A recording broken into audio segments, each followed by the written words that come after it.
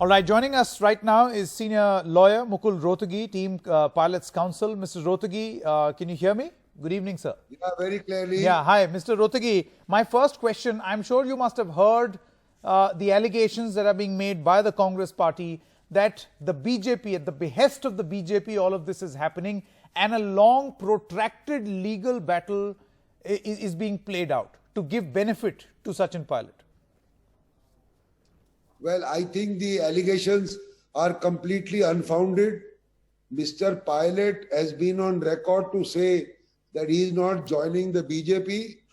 Mr. Pilot has raised a voice of dissent against the local unit of the party headed by the Chief Minister. I mean, in democracy, everybody has a right to dissent. A normal person like you and me have a right to dissent, and so does an MLA.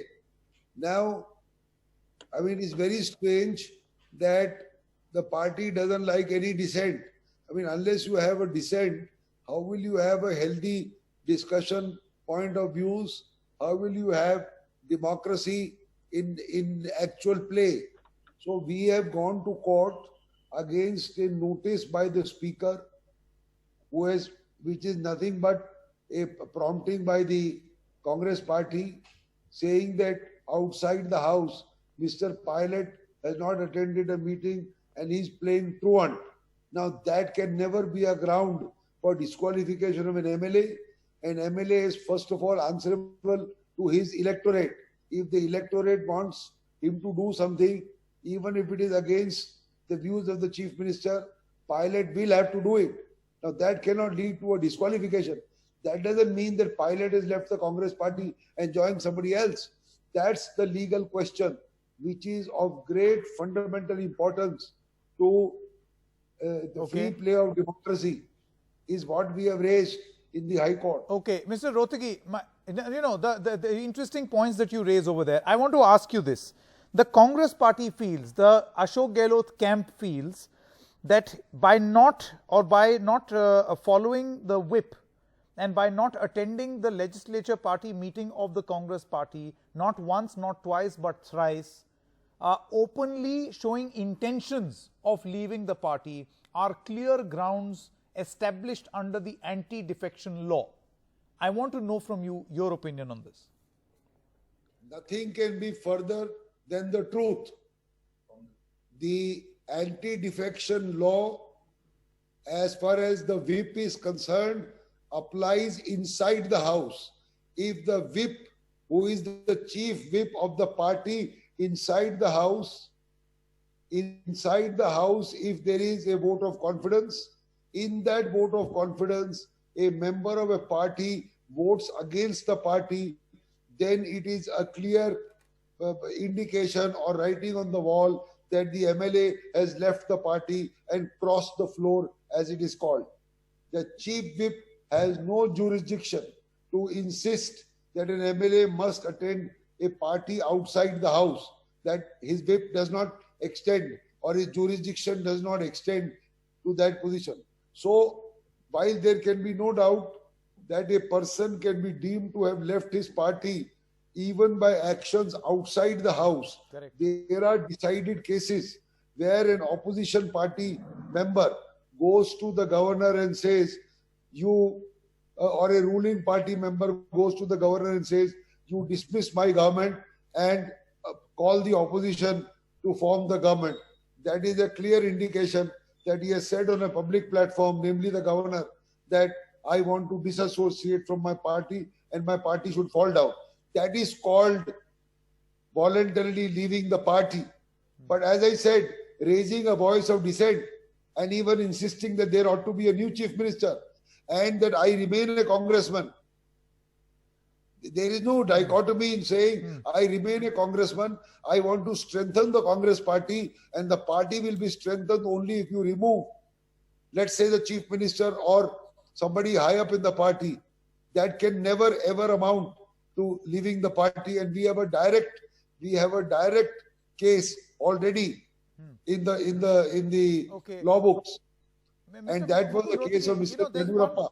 the point that you seem to be mentioning, that there is no anti-party activity, nothing illegal that has been done. He still claims to be a part of the Congress party by way of his statements, correct? But I would like to draw your attention to the issue of Mr. Sharad Yadav.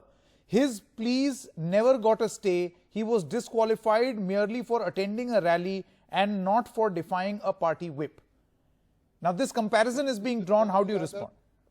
The only thing I can say is that Mr. Sharad Yadav did not have sound legal advice. So you're saying that had he had sound legal advice, this would not have been a fit case for disqualification. He was wrongly disqualified. Yes, the question of disqualification for not attending a legislative party meeting outside the house or making a call for removal of the chief minister while retaining his membership and saying I'm a congressman can never ever be in the 10th schedule. But the Mr. notice Rohtgi, from the speaker is completely without jurisdiction. But Mr. Rohtgi, who interprets this as far as a person's disqualification? Who interprets this? Should it be the the dominion of the court, or should this be in the jurisdiction of the speaker? I think that's the big debate. Who decides what is an anti-party? Yes. Let me explain to you two things. Firstly, as far as I remember, and I wish to correct, that Mr. Sharad Yadav attended a rally of the opposition party. So now if a prominent congressman goes and attends a rally of the BJP, and which is headed, and say the BJP is having a rally of the Prime Minister or Home Minister, and Mr. Pilot goes on the same stage and attends that rally, it's a completely different signal. So Sharad Yadav obviously is not in the same footing. Your second question as to who determines the disqualification. Yes, normally the speaker will determine, but the law is that the speaker is a tribunal. Every tribunal is subject to jurisdiction of the High Court and the Supreme Court. And if there is not an iota of substance in a show cause notice, it is open to a party to challenge it in the High Court, not only in cases of disqualification, but in all kinds of show cause notices. Say for blacklisting a person from filing a tender for municipal supply or for any other thing. If the show cause notice does not have any iota of truth, a man need not wait for the adjudication of the notice by the giver of the notice, namely the speaker in this case or an authority in another case, and he has the right to go and question it. Because far-reaching consequences flow from allowing a speaker to go on with proceedings which are entirely without jurisdiction, then slap a disqualification and you go after the event. The law allows you to go before the event, although in certain specified circumstances. Okay. Now, I also want to mention, Mr. Mukul Rohtgi, the 10th schedule. A lot has been said about how Section 2, and correct my legal knowledge because, you are the expert here, Section 2(1)(a), which also mentions anti-party activity. It defines what is anti-party activity, which will be a fit case for disqualification. Do you think that in these circumstances, this is a fit case for disqualification of these MLAs? No, sir. There is no question. Para 2(1)(a) is with which we are concerned, and it reads in one line. Disqualification will be if he has voluntarily given up his membership of such political party. And the explanation provides an elected member shall be, no, this doesn't apply. There is nothing else here. No, so there you is have also to a point on whether he indulges in an anti-party activity. No, sir, there is nothing here, anti-party. And secondly, you see, Mr. Gillott's camp is saying anti-party. Now we are saying it is not anti-Congress party. A man says, I remain a congressman. I wish to bolster and strengthen the party by asking for a change of leadership of the state unit of Rajasthan. How is that? The words are voluntarily leaving the membership of the party.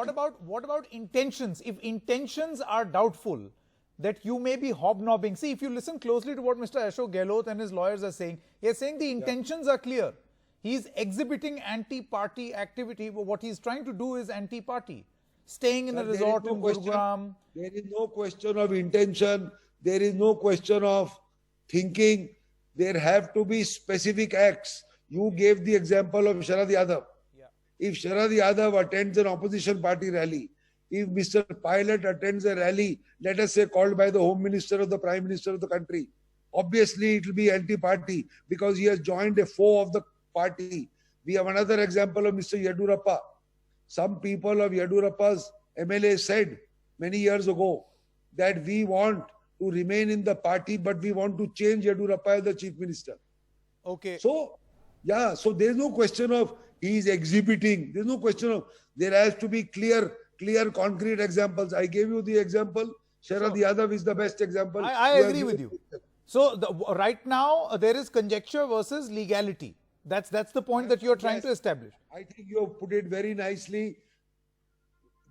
Please remember, giving up or forced to give up your seat as an MLA is a very, very serious disqualification.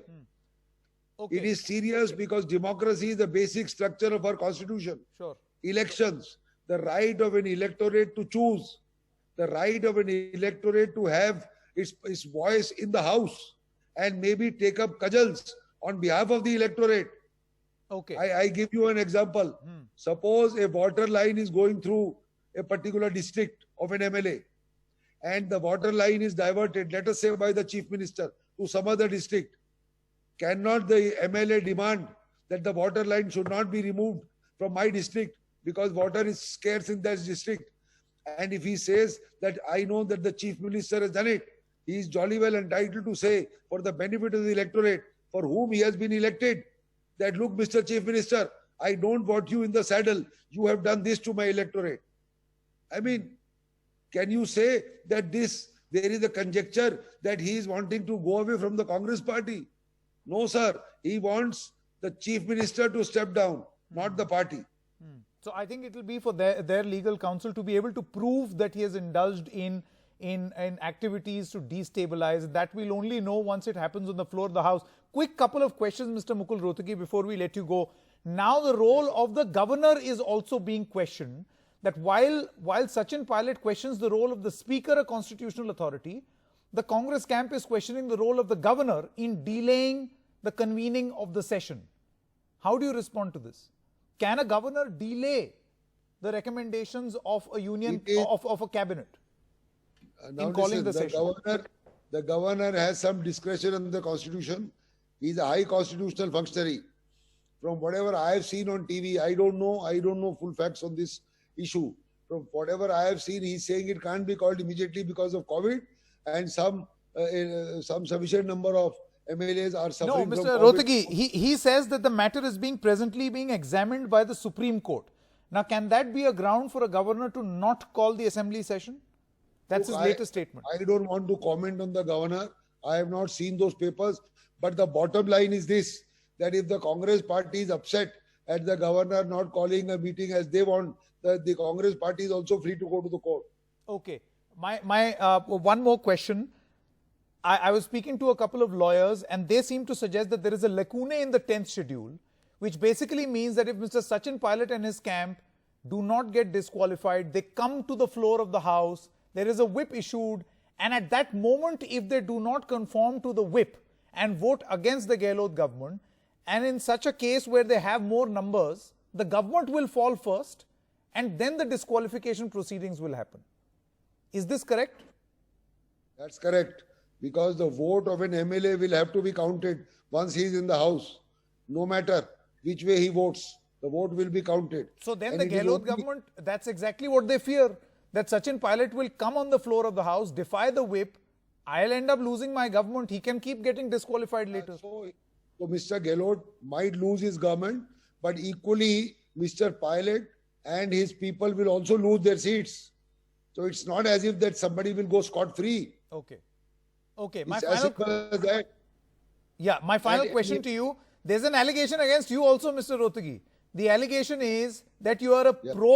pro dispensation lawyer who's offering your services to Sachin Pilot. It's the largest from the BJP, from the dispensation Now let me towards the tell you, Sachin sir. camp. Let Have me you tell heard you, of this? sir, I am not a member of the BJP. I was the Attorney General during BJP campaign, during BJP rule. That is why you are leveling, or others are leveling this allegation. But let me tell you and put the matter straight. I don't think there is any party or any leader of substance for whom I have not appeared in the last 20 years. The latest being, I appeared for Mr. D.K. Shiv Kumar in the Supreme Court about 4 days ago in relation to some tax raids which happened against him. I have appeared for his bail. I got him bail and got him bail up to the Supreme Court.